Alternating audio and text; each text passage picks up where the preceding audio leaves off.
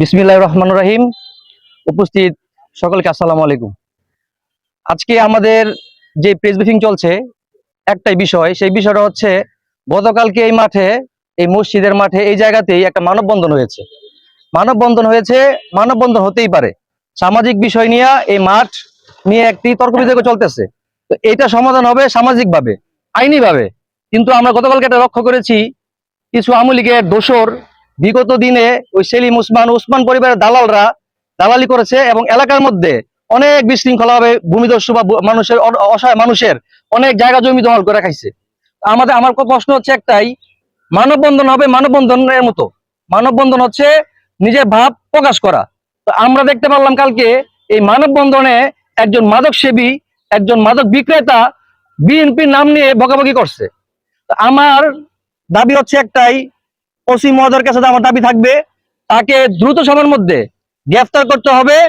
আর নয়তো আমাদের শরীরে জাতীয়বাদী রক্ত যাদের ধারণ করছি, আমরা যে কোনো মুহূর্তে আন্দোলনের মাঠে নামবো ইনশাল্লাহ। আমরা বিগত দিনে 15 বছরে অনেক জুলুম সহ্য করেছি, আমাদের মাঠ থেকে কেউ বিতাড়িত করতে পারে না ইনশাল্লাহ। এবং আমি আমার জোর দাবি জানাচ্ছি, যে এই ফ্যাসিস্ট সরকারের আমলে যে মফিজুল ইসলাম যে ইয়াবা সেবনকারী, আপনারা দেখতে পারবেন বিগত 1 মাসের পিছনে একটা নিউজ দেখতে পারবেন সামাজিক যোগাযোগ মাধ্যমে, ইয়াবা সেবনের একটা ভিডিও ভাইরাল হয়েছে। আমার কথা হচ্ছে, ওই মাদক সেবী কিভাবে বিএনপির নাম মুখে নিয়ে গালাগালি করলো। এবং আমাদের বন্দর নারায়ণগঞ্জের আমাদের অভিভাবক জালাল হাজী পরিবার, আমার নেতা আলহাজ আবুল কাউসার সাহেব, আমাদের নেতা আলহাজ আতর রহমান মুকুল সাহেবকে দৃষ্টি আকর্ষণ করে বলছি যে এই গালাগালির প্রতিবাদে আজকে যে আমরা আপনাদের সামনে উপস্থিত হয়েছি, এবং আমরা বলতে চাই দ্রুত সময়ের মধ্যে তাদের গ্রেফতার করার দাবি জানাচ্ছি। আওয়ামী লীগ থাকা অবস্থায়, যেহেতু আওয়ামী লীগের ওয়ার্ড কমিটি ওই সময় ছিল না, 7 নং ওয়ার্ড আওয়ামী লীগ লাগাই, যুবলীগ লাগাই চলতো, ঠিক আছে, আওয়ামী লীগ যুবলীগ লাগাই চলতো, কিন্তু তাদের পিছনে ছিল ওসমান পরিবার কালো হাত। এবং এই আওয়ামী লীগের শুধু উনি না, অনেকেই। আমার কথা হচ্ছে, এই মাঠ এক পর্যায়ে নামাজের জন্য ওসি সাহেব বলছে, দুই পক্ষ যেহেতু নামাজের জন্য সেম টু সেম সময় দিচ্ছে, 0.5 ঘন্টা ডিফারেন্স, তো এই মসজিদে এই মাঠে নামাজ পড়ার দরকার নাই, যার যার মসজিদে নামাজ পড়বেন।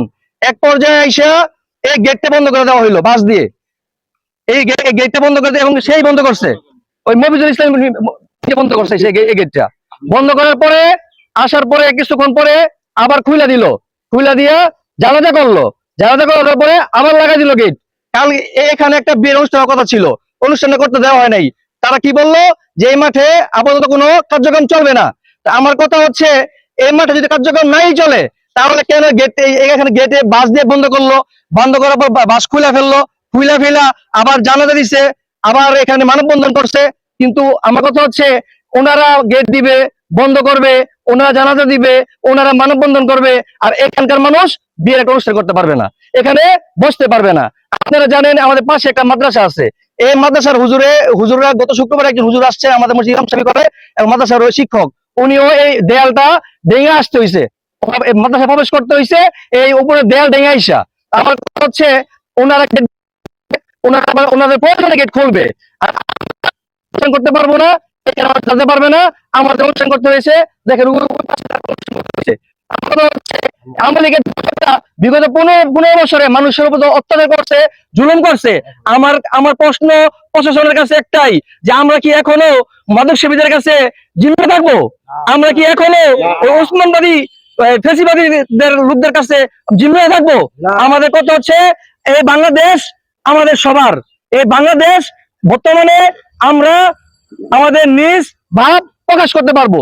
আমাদের কেন এখনো এই 6 মাস বা 7 মাস হয়ে গেছে, প্রায় ফ্যাসিস্ট পালিয়ে গেছে, এখনো ওই ফ্যাসিস্টের দালালটা এখন অব্যাহত আছে, এবং পাড়া মহল্লায় যে কোনো ক্ষুদ্র বিষয় নিয়ে বিশৃঙ্খল সৃষ্টি করে আওয়ামী লীগকে পুনর্নির্মাণ করার জন্য পায়তারা খুঁজতেছে।